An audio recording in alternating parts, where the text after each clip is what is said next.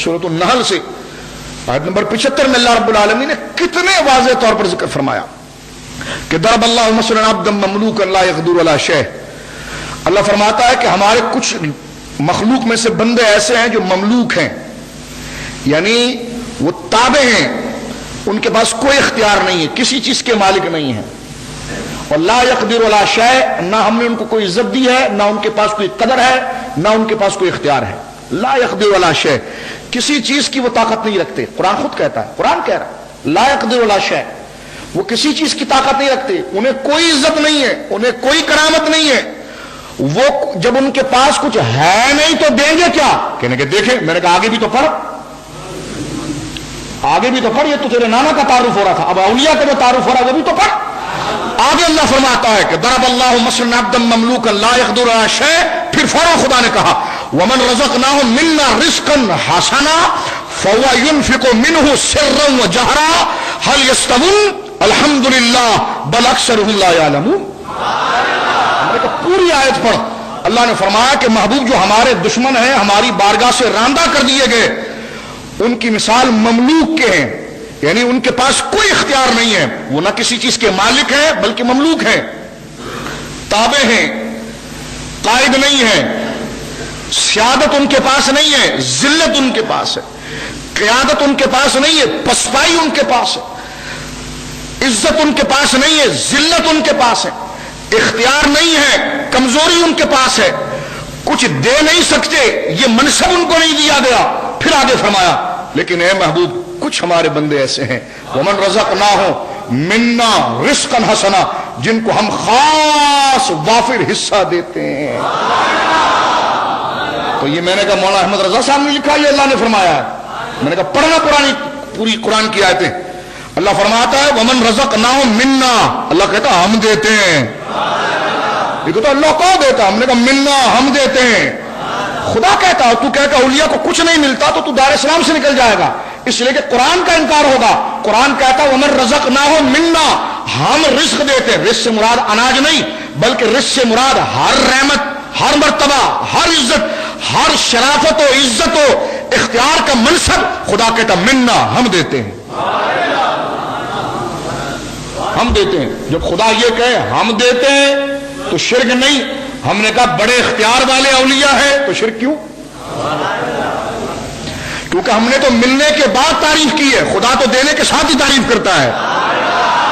تو یہ کیسی توحید ہے کہ جو قرآن کی آیتوں کا انکار ہوتا ہے. قرآن پڑھنا ہے تو فراغ دلی سے پڑھو. جب تمہارے ملاؤں کو قاسم العلوم کہا جا سکتا ہے تو سرکار غوث اعظم کو بھی غوث اعظم کہا جا سکتا ہے. رشید گنگوہی کے لیے الفاظ لکھتے ہیں کہ زبدۃ الفقہاء، غوث الاغواث، قطب الاقطاب، اس کو غوث الاغواث اور قطب الاقطاب کہا جاتا ہے. اور اس شخصیت کے لیے، اس مولوی کے لیے غوث الاغواث کہنا شرک نہیں ہوتا. اور جن کو اللہ نے یہ منصب عطا فرمایا اور تقریباً 1000 سال سے امت کا تسلسل انہیں غوث اعظم کہہ رہا ہے، تو یہ شرک کہہ کر کے ساری امت کو کافر بنانا ہے. اور تم تک دین کہاں سے پہنچا؟ تو دیکھیں قرآن خود کہتا ہے کہ ہم انہیں وافر حصہ دیتے ہیں. کیا کہتا قرآن؟ ہم انہیں اور دیتے بھی کیسا کہ رزق تو سب کو دیتے ہیں، ان کو دیتے رزقا حسنا، ایسا زبردست حصہ دیتے ہیں جس کی حسن کی تعریف ہم خود کرتے ہیں. کہتے ہیں ولی کیا دے سکتا ہے؟ ہم نے کہا جو کوئی اور نہیں دے سکتا. کہا کیوں؟ ہم نے کہا اللہ اس کو دیتا ہی وہی ہے جو کسی اور کو نہیں دیتا. اوروں کو صرف رزق دیتا ہے، اس کو رزق حسنہ دیتا ہے.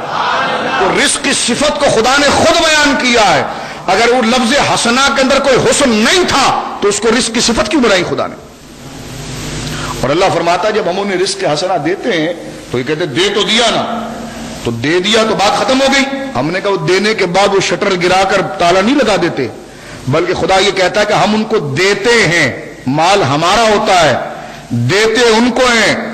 فَهُوَ يُنْفِقُ مِنْهُ، پھر وہ صبح شام اس میں سے لے کے بانٹ رہے ہوتے ہیں. ہم نے کہا یہ دوسرا مسئلہ بھی حل ہو گیا یہاں پر. اولیاء دیتے ہیں، میں نے کہا قرآن کہتا دیتے ہیں فَهُوَ يُنْفِقُ مِنْهُ. تو کچھ لوگ اس کی ایک ہی تفسیر کرتے ہیں، کہتے ہیں یہاں سے مراد جو ہے وہ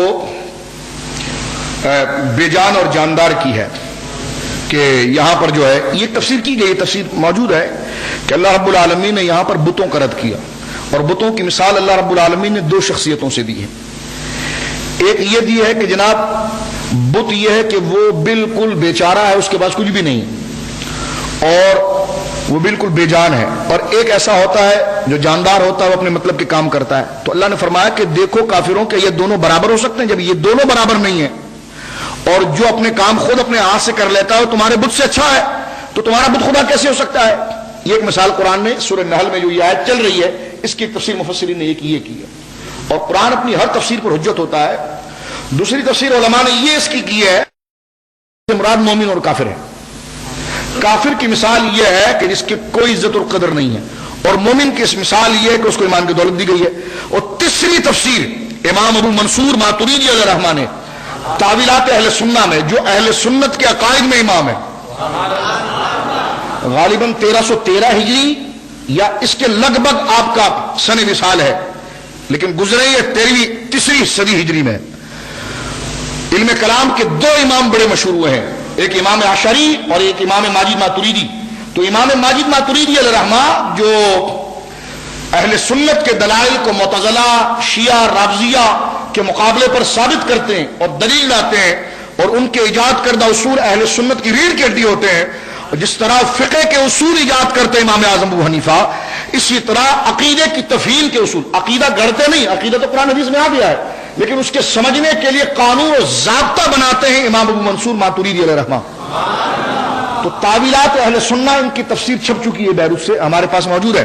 تو تعویلات اہل سنہ میں آپ نے اس کی تفسیر کرتے ہوئے یہ بھی فرمایا ہے کہ جناب کہ لا یقدر علی شیء سے مراد خدا کے دشمن ہے, اور ومن رزقناہ منا رزقا حسنا سے مراد اولیاء امت ہے.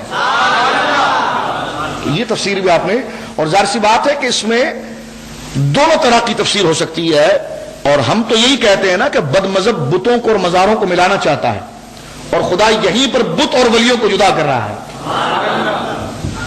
ٹھیک ہے, اگر اس تفسیر کو جو میں کہہ رہا ہوں اس معنی میں نہ بھی لیا جائے تب بھی تمہارے استدلال کو توڑنے کے لیے آیت ثابت ہے, کیونکہ یہ آیت آئی اس لیے تھی کہ کافر سب کو ایک جیسے سمجھتے تھے, اور اللہ نے یہ آیت آئی اس لیے تھی کہ جو شرف میں نے اپنے مومن بندے کو دیا ہے وہ بتوں کو دیا ہی نہیں ہے.